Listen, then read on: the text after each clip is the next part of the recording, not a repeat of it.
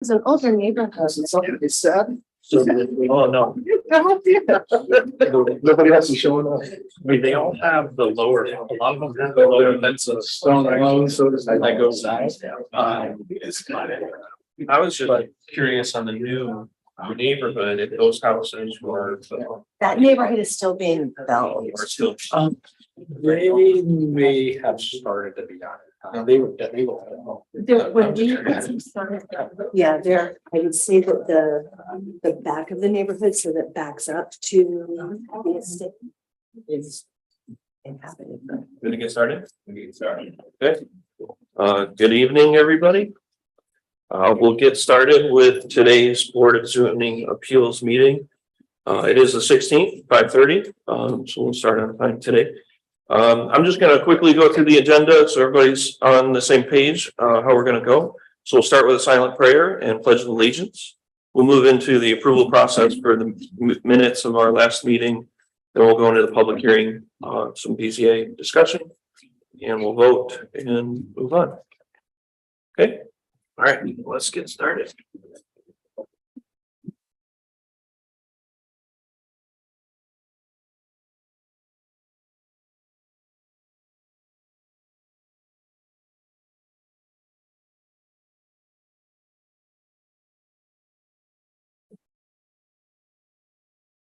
Pledge allegiance to the flag of the United States of America, and to the republic which stands one nation under God, indivisible, with liberty and justice for all.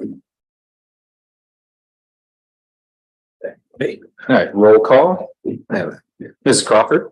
Here. Mr. Palmer. Here. Mr. Grinnell. Yes. Mr. Wong. Mr. Shrewsbury. Here. And Mr. Whitman.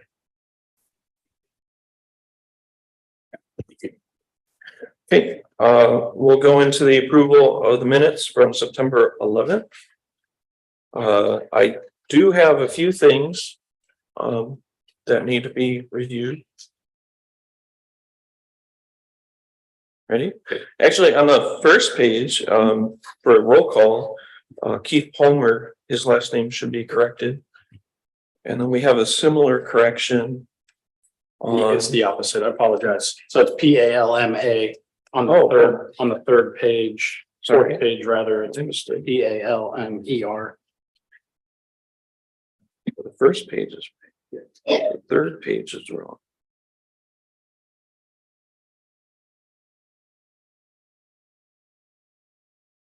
The other correction I saw on the first page, first paragraph, last sentence. Daryl Hennessy opened the meeting by inviting others to join her in a moment of silent prayer. Him, maybe. Got it. That's all I saw. I can't really speak to the content since I wasn't able to attend. Also had one other correction. It said Assistant City Administrator under the roll call for Daryl Hennessy, and he is now the City Administrator. So I'm making that correction as well. Okay.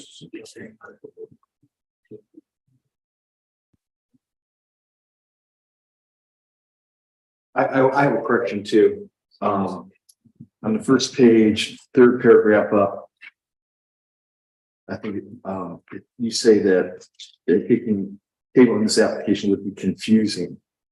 Okay, I said it would be unfair. That third paragraph up on the first page. Third paragraph from the bottom up. Mr. Grinnell advised the board he feels that tabling this application would be confusing. No, it would be unfair.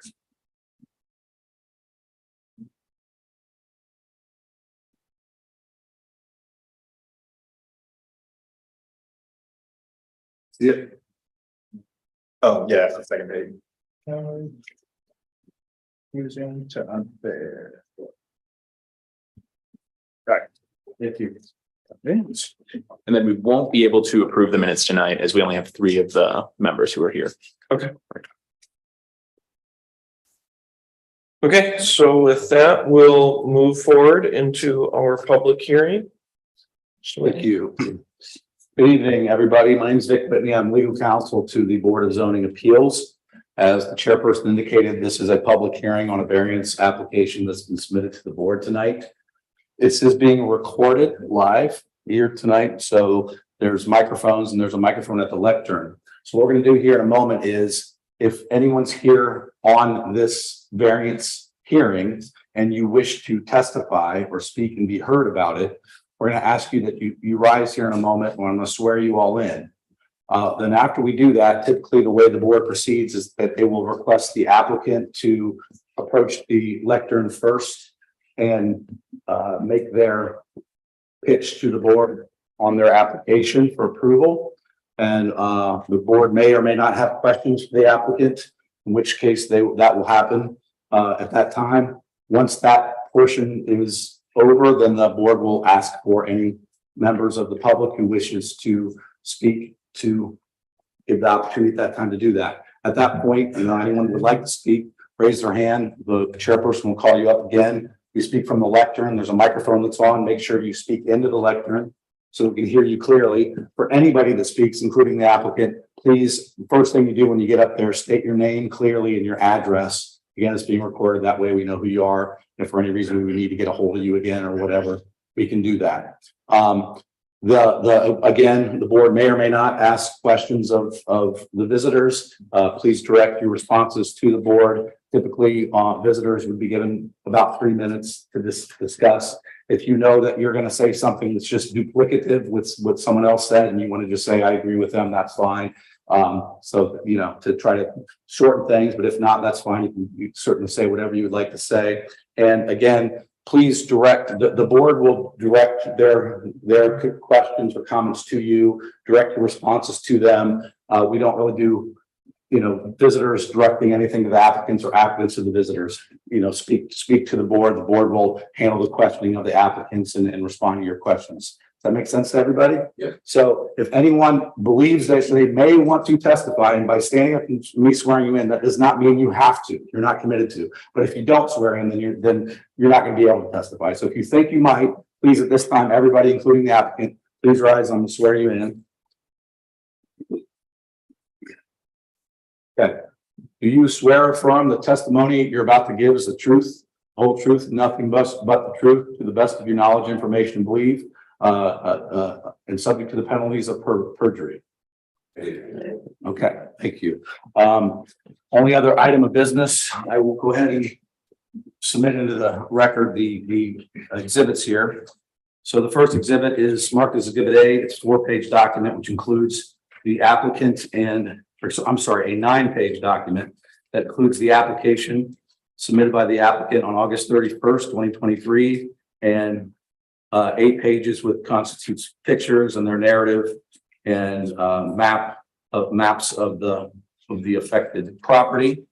The next exhibit is marked as Exhibit B. It's 4 pages. It contains the public notice and the record of the property owners to whom it went out to, proof of service. And Exhibit C is the 4-page document of staff report that was submitted to the Board of Zoning Appeals and is here tonight for their review. Thank you, and nothing further, Mr. Chairperson. Mr. Colgrove. Yeah. I'll go over just my report a little bit, brief overview of the project before the applicant speaks as well. So Mr. Colgrove is looking for 2 variances. One would be a change in the privacy fence rule going from a height of 6-foot maximum to a potential height of 10-foot maximum. And then a change from the distance needed to be away for a privacy fence from the front corner of the home from 20 feet to right on. So no distance away there. This is for the property at 305 Prairie Run Drive. And with that, Mr. Colgrove. I'm Michael Colgrove, since this for the property I owned at 305 Prairie Run Drive. One thing that I wanted to mention was we did mention the 10-foot high fence. My wife and I have been thinking about it, and we actually feel we feel an 8-foot high fence would be sufficient. But the primary reason we're asking for that is we're right at the dead end of Prairie Run Drive, back to where they built all the patio homes. And when they built those homes, they built them up on a hill that makes it. We currently have a 4-foot high picket fence. And we wanted to get some privacy fence, but the 6-foot high really does nothing for the privacy level because they're up higher on the hill. We also have a couple of dogs who do tend to bark when those neighbors are out there. There's 3 separate neighbors that actually all face into our property now that are in those 3 patio homes that extend to there. So we are looking for that back section. Our property is a very oddly shaped property. It's triangular. And so our backyard is not as sizable as regularly other people's backyards. Our side yard is larger than most other people's backyards. So in the back section, we want to add or have a distance of 8-foot high fencing to block those neighbors. Once we're kind of out of that section, we would go back down to 6-foot height. That's the first project. The first project is that 8-foot high fencing. We know we want to proceed with that, assuming everything goes well here. The secondary ask is the side fence. They also did add they added a sidewalk back there. We are having issues with kids and stuff riding through the side yard on their bikes and everything. And actually, we came home the other day and there was actually a family of 5 people out there playing kickball in the side yard. So they were not aware that it was our property. But basically wanting to look at, possibly fencing in that side yard up to the front corner of the house. That piece of it, we aren't 100% sure we're moving forward with. We want to talk. It's going to have to do with the costing of the fence. We're talking with Arnie Workman to get the estimates for that. We know we want to do the section that I'm talking about with the 8-foot high side. We're not entirely sure what our decision is, but that's why I'm here asking for this. Okay. Does anybody have any questions they'd like to ask? I do. Go ahead. Yeah, sure. Just to get a framework in my mind, would you say it's fair that every citizen has a right next to a reasonable expectation of privacy? Yes. So again, in your own words, what privacy would you be denied if the increase in the height of the fence was not approved and you were forced to live with a fence that was abutting a property that looked down on your property? Can you kind of put those in your own words again? Well, I did the one picture here that kind of shows the 6-foot height versus the 8-foot height versus the 10-foot height. When we go there, here's the 4-foot height fence that we have right now. So you can see the 6-foot height, to me, does nothing for our privacy. We're standing there. You still clearly see the people out on their back patio, going through all the windows and stuff and everything. Like I said, there are 3 homes that are impacted by that. I feel, like I say, doing these measurements, I felt we originally talking about 10-foot high. We do think 8-foot high would be sufficient, but it at least does start blocking off those sections of the patio and everything. So that's where my thing is coming from. And as the people are cutting across your lot, Well, if we could, I'd like to separate the two. it's the same issue. Well, they were submitted separately. I'd like to talk about the fence in this is his the backyard. point. It's the same issue. He's talking about the fence. He's not talking about the setback.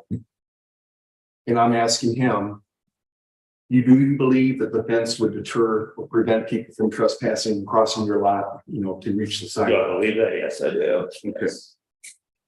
So I'm gonna read to you a section out of the code from Sunbury 81-1601, fence regulations. And it says, in short, the privacy fence means a fence to make or inhibit public view and provide seclusion. So if you have a fence there, and there's various types of fences that are in the code, but if you're having a privacy fence that provides no privacy, then how can that be a privacy fence? That's a question to you. Not sure what you mean. Well, it's a rhetorical question. Privacy fences are supposed to provide privacy. Right. That fence doesn't do it because the property behind you is elevated, is what I'm hearing you say. So these people can view down into your property. And given the height that you have now, or the limitations, if they say 6 foot's it, 6 foot does not provide you with privacy. So the purpose of the privacy fence to provide privacy and seclusion is defeated just because of the elevation of the grade of the house behind. Correct. Is that right? Yes, that's Okay. correct.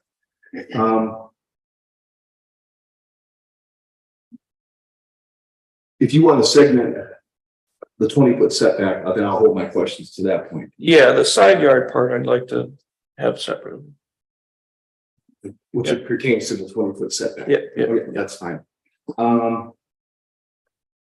Let me ask you this. If your variance wasn't granted, do you feel that you would be being denied a right to privacy that other people would enjoy, but for the fact that, you know, the grading makes the situation, I'll say, special? If it was granted, I feel like I'd be If it denied. was not granted. Yeah, well, I guess, yes, yeah. Okay, let me ask you one other last question, for at least on this part. If you were on a flat piece of property and everybody was at the same elevation, would you be here today? No. Okay, thanks. That's all I have for you. Anybody else have any questions? On this part. Okay. How long have you been at this property? We've been there 2010. 2010. Did you install the current fence or was that there prior? Yeah, It was already there. The lot that was built on or currently being built on, what was the lot like before the construction? Was it an empty lot? Was it a wooded lot? Was it some other? Wood, all we had was trees. All wood. Yeah. So there was no need prior to the construction to have any kind of privacy. We loved what we had before. Okay. We knew we were lucky. We were waiting for the day that something like this would happen, but for all Yep. those years, yeah, we had nothing but trees. And the elevation of that house, was the property always at that elevation? No, there was a creek right here, actually. Okay, None of this is here. There was a creek and trees, and they actually specifically built them up. We thought they were building up maybe a privacy bill, and they were putting the fence on the house and they were in. That's what, or at least myself, and I know a couple other neighbors that live near, that's what we were thinking was happening. okay, But no, then they wound up putting the house on top, so. okay. How much would you estimate they increased the elevation by? Roughly, I think it's about 6 foot. Oh, well, from where it originally was. Yeah. I mean, it's somewhere between 6 to 8 feet would be a rough estimate. So 6 to 8 feet, they increased it. More or less. Prior, it was relatively flat to your property? Yes, that's what we like. Okay. Okay,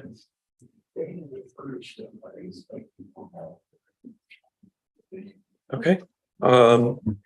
I think everybody's had their questions asked. We can move on to, anybody else that'd like to state anything, for or against? Please come to the lectern if you. It was a public hearing. Go up there. Yeah, be clear. Please state name and your address first too, please.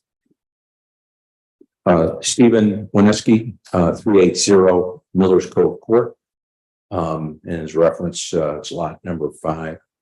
A question about what the results of the public hearing were whenever development like Miller's Cove or Sunbury Estates or anything else happens. There's a process, and I'm not sure exactly what the process is here in Sunbury, but I was on the executive committee at Northland Community Council, and any developer that wanted a variance or homeowner that wanted a variance would have to go through Northland Community Council, explain their case, and there were architects and folks involved, and I don't want to go into all the minutia, but the process was that everything was laid out, so everyone within so many 100 yards of the development or the requested change would participate either with the zoning department or Northland Community Council in Columbus, because it's so big, and kind of rifle through all the different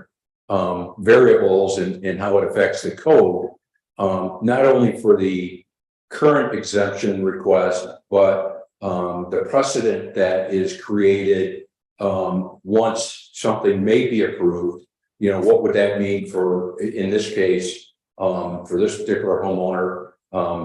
We have no issue with a 4 to 6 foot fence, but if it goes 8 or 10 feet, what happens then? The precedent is set that an 8 or 10 foot fence could then run behind every home on Miller's Cove Court on the north side of the community, which would be more or less a fortification because of the elevation changes dramatically from one end of the community to the other. So in terms of going back to the public hearing here, before this project was done, you know, what were the results of that in terms of were the homeowners on Prairie and beyond, were they informed of what was going on?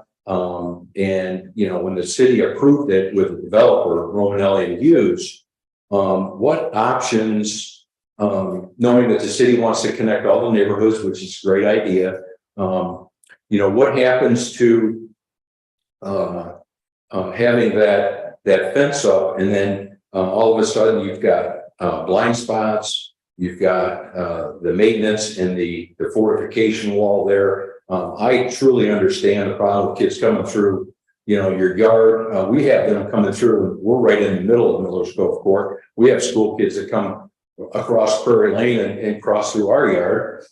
I mean, you know, as long as they're not tearing the place up or, you know, riding their bikes through there, you know, it's not an issue. I mean, that's what, you know, communities are all about. But, you know, back to the point of, you know, the fence, you know, we checked with the developer and Miller's Cove Court's an HOA. We don't have control of the board. It's still a developer. And we've gone several times to the developer and asked, once the sidewalk was put in, you know, people walk from both communities back and forth. That gets incredibly dark at night, even though the area's been landscaped. It's, you know, there's grass growing now and it's cleaned up from what it was. It's very dark at night there. It's a safety concern. Putting up a large oversized fence is going to do nothing more than create more blind spots. Security, and I think I missed saying that the city and Romanelli and Hughes, Romanelli and Hughes has refused to put up any streetlights or lighting of any kind for safety back there.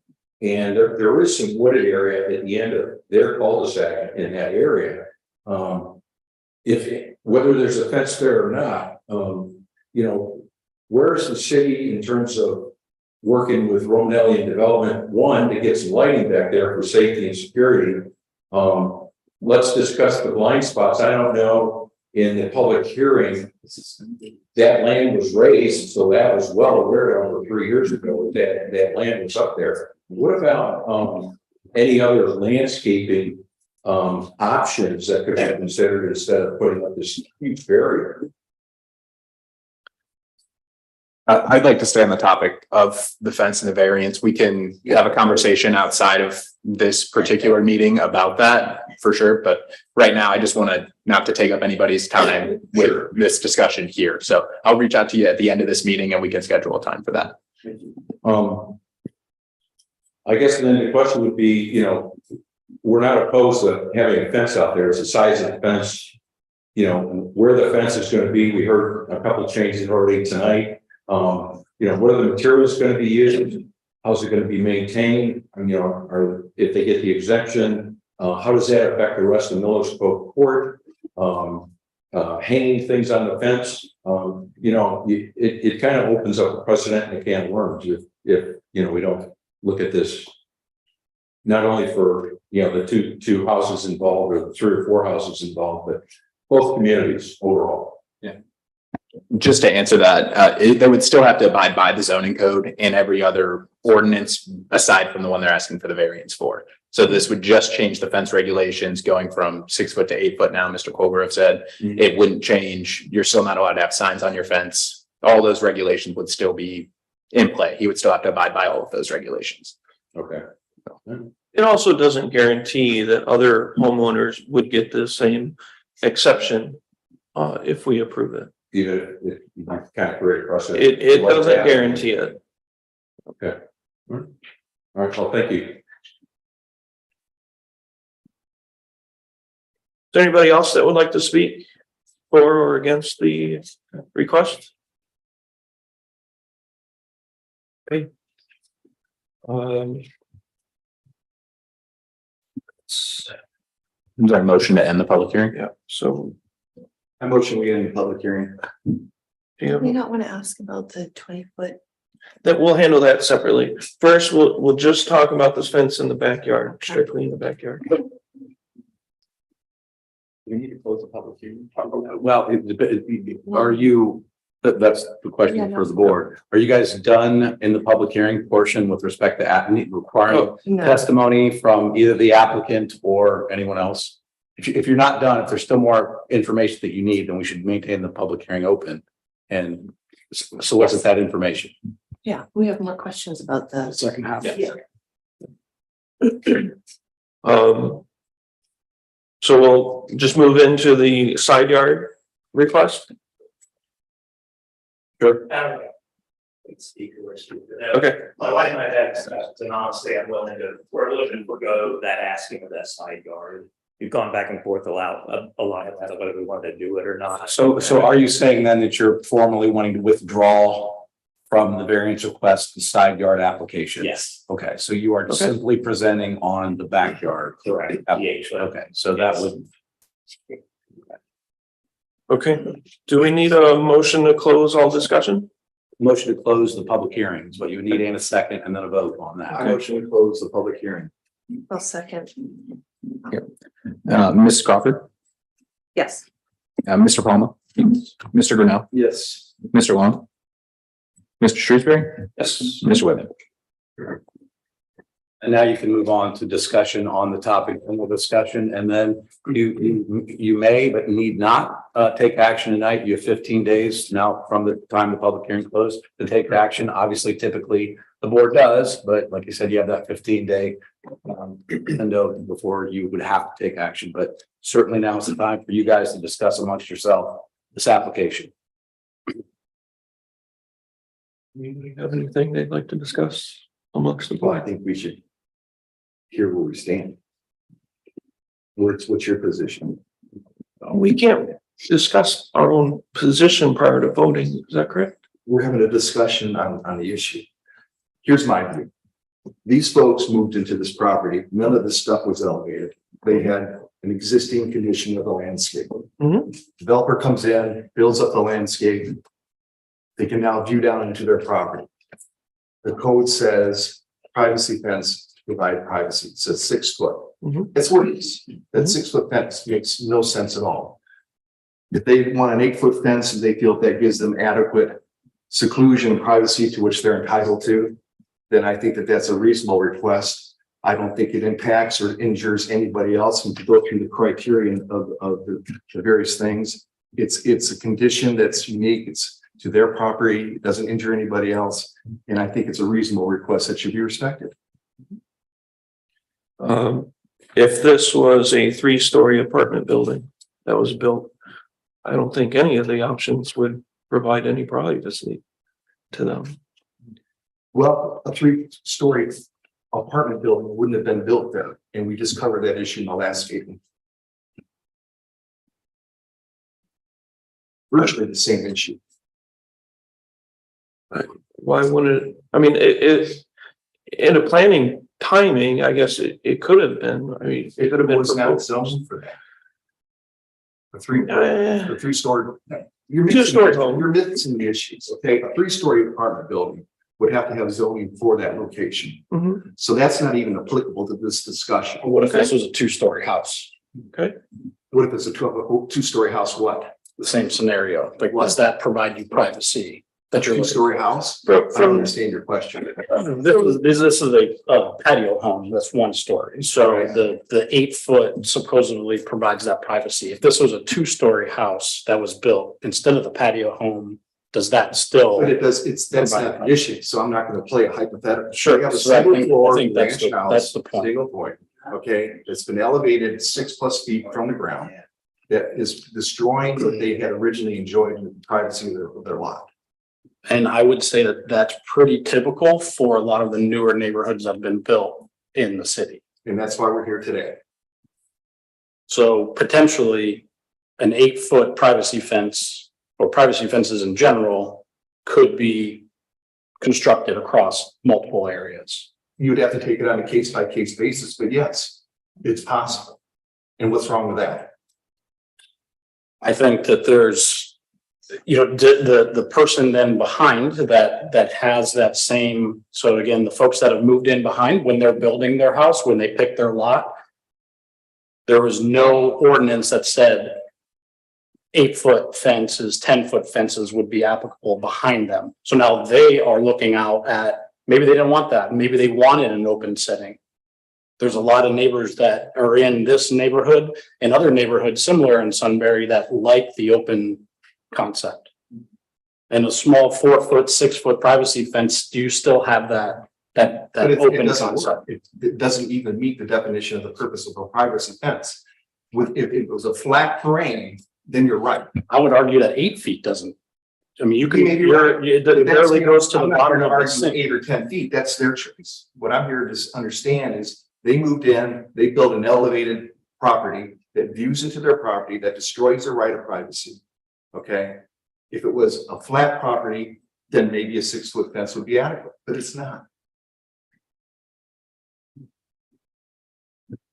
I understand that perspective. I think you could have to look at it also from a different perspective of the other neighbors on the other side that didn't have that fence when they were building that, when they picked that lot. They likely have a lot of them have moved in anticipating they wouldn't have an obstruction of their view. But their right to that view does not preclude their right to privacy. Sure, that's why we're here And that's today. why we're here. That's why we have variances. That's why you have meetings. They have no privacy in this thing, you know? If they had moved into a place that was making, let's say, some, sriracha, okay? They have sriracha plant. You move into a neighborhood that has sriracha and all that gaseous smell, then you knew you're moving into that neighborhood. Okay? Here, they moved into the neighborhood, the area was open, there's woods behind them. I don't think they had any reasonable expectation that somebody would come in and elevate the property. Maybe they did. But right now, they're sitting here in a fishbowl. I know I wouldn't enjoy it. Maybe it's okay by you. I think that if you move into a neighborhood and potentially knowing that there's going to be development occurring, those are some risks that you take. I don't think that's a reasonable expectation. I don't think moving into a neighborhood where you can prevail upon the privacy of the rights of other people is a reasonable expectation. I wouldn't say it's prevailing on the privacy. I think It it's is. just It's a understanding. prevailing on the privacy that they now do not have the seclusion that a fence was supposed to afford you. And that right and that privacy will never be regained until they have some adequate protection from being viewed. I don't understand why the people that are on the hill want to have people looking up at them. They're going to have to shut their windows or pull their shades or do whatever they want. So it's not like they're being injured or suffering a harm. This is simply to protect these guys as homeowners to the right that they have to privacy. And I don't think, and I think he comes down from 10 to 8. If it was me, I'd probably ask for a higher height, but that's his decision, her decision. And I just think that they have a right to enjoy the privacy of their backyard. That's all I'm saying. So there appears to be some larger trees that are in the area, again, from the photos that were provided, the tree provides some privacy. What if there's, they could put greenery? Why does it have to be an 8-foot fence Well, that has? plants can kind of grow, right? Years and years and years. If you put in a plant, unless you're going to put in a full grown tree, and then you have to put in a whole row of trees, which is economically a disaster. I think that is a path that a lot of folks in the city have done and have achieved the same goal. That's their choice, but they don't have to do that. They have a right to privacy. And they have the right to expectation of privacy. And the code provides the vehicle and the avenue for them to appeal for their rights. Understood. That's the 6-foot. I don't think there's a tremendous difference between the 6-foot and 8-foot. The 6-foot's already in the code. It's already been approved. That's what it's applicable. I understand it's on the elevated property. So are you okay with an 8-foot fence? No. Well, I don't think you're actually supposed to answer that question publicly. I do want to get your opinion though. If we were to switch who's building where, so let's say the current construction is the existing home. And our applicant, Mr. Colgrove, his current house is the house under construction. And let's say he is also the applicant requesting the fence. Would you agree? Well, he can't answer that. Would you feel the same way in that case? I don't understand your question. Who's who? If the current home is, yes, Mr. Colgrove's home, Yes, if that is the home under construction, that was a new house. yes. Okay, And the home that's currently under construction, if that was the existing home. all So, right, so you want me to say reverse the house? yes, reverse the house. Okay, I'm with you. Okay. And if Mr. Colgrove came in with the same request, asking for privacy from the houses looking down onto his property, would you feel the Of same? way? course, it's the same issue. It's the same, it's the same coin. So whether the people on the hill were existing property owners and the guys down below were new construction, if the guys up on the hill, which were, you know, the old guys, it's the same issue. They have a right to privacy because, you know, Well, vision they're- goes both ways. They wouldn't be submitting, still Mr. Colgrove in his new home would be submitting the request. I don't care which side submits the request. It's the same issue and it's the same answer. You have a right to privacy. So either side of the fence that feels that they're having their privacy and right to privacy compromised, which I think it is because they're sitting in a fishbowl, has a legitimate concern. So it's not about the new construction, it's not about the elevation, Who it's said it about, was? I'm just I'm asking clarifying, you, who said it was? I'm just clarifying. Okay. It's about It's a whoever's there privacy. first, No, about the right of privacy. okay, It's not Strictly- whoever's there first. It's not strictly whoever- privacy. It's not whoever's there first. Okay.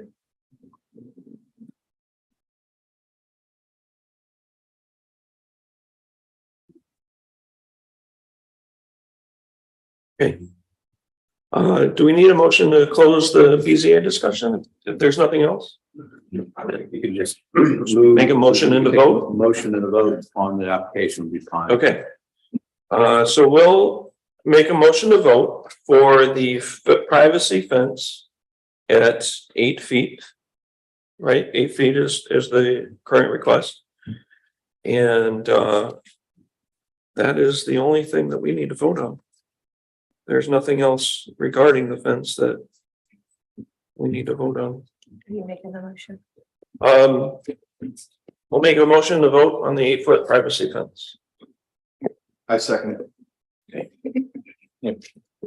Mrs. Crawford, Yes. Mr. Palmer, Yes. Mr. Grinnell, Yes. Mr. Long, Mr. Shrewsbury, Yes. Mr. Whitman. All right, 4 yeses.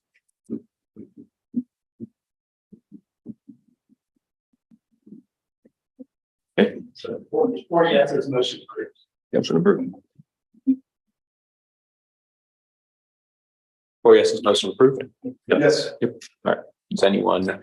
I thought that's what we just all voted for. Sorry. Yeah. Yeah, you voted to approve for the vote, correct? Okay, yes. So now it's now we need to actually vote. I thought we Yeah, just does anyone want to put a motion to approve the variance request? We need a motion to approve.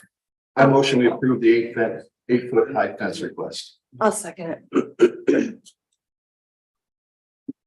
Ms. Crawford, Yes. Mr. Palmer, No. Mr. Grinnell, Yes.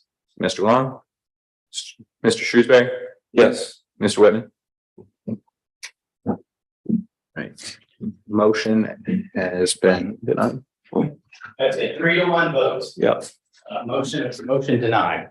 So it requires 4 votes to approve any action of the Board of Zoning Appeals. So just want to be clear where we are. Yep. Okay. So what do they do? Do they repetition when there's more people here or what? Well, if they have a substantive change to their request, they could come back. I think the board has acted, they've acted on this request.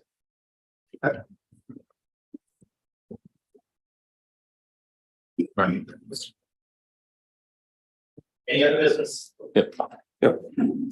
Next meeting is currently scheduled for the 20th of November, What is it? the next meeting, The date? the 20th. And I believe we have something in the works. They have withdrawn their application, so as of Withdrawn. this moment, we don't have any requests for the next meeting. Okay. So if something comes up, you guys will be informed. Okay. So we'll hear back from you soon. Other than that, we will motion to close the meeting. Motion to adjourn? Second. Ms. Crawford, Mr. Palmer, Yes. Mr. Grinnell. Yeah. Mr. Long, Mr. Shrewsbury, Yes. Mr. Whitman. All right. 4 votes yay, meeting is closed. Okay.